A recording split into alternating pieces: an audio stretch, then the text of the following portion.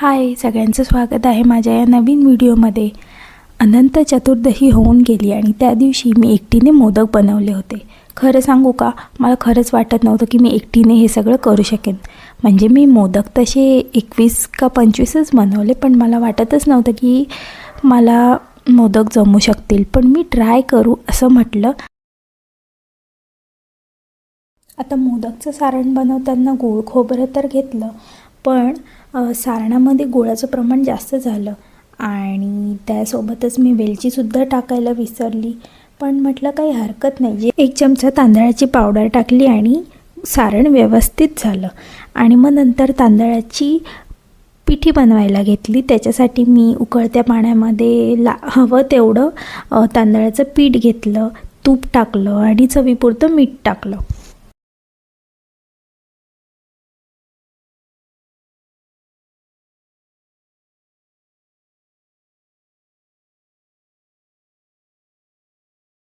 त्यावेळी मला असं वाटलं की झालं, आता सगळं बिघडलं। बट स्टील मी हार नाही। तांदळाच्या पिठामध्ये मी दूध टाकायला विसरले। तुम्हाला माझा हा प्रयत्न आवडतोय का, तर प्लीज चॅनलला सबस्क्राईब करा आणि लाईक आणि शेअर करा आणि तुमच्या मित्रांना मैत्रिणींना देखील शेअर करून त्यांना मोटिवेट करा। या मोदकांमुळे मला एक गोष्ट तर क्लिअर झाली की नवीन गोष्टी करताना चुका या होतातच, पण त्या चुका आपल्याला पुढच्या वेळी परफेक्ट बनवतात, कॉन्फिडन्स देतात। कारण सुरुवात करणं हेच मोठं काम आहे असं मला तरी वाटतं आणि बाकी तर काय सगळं शिकताच येतं।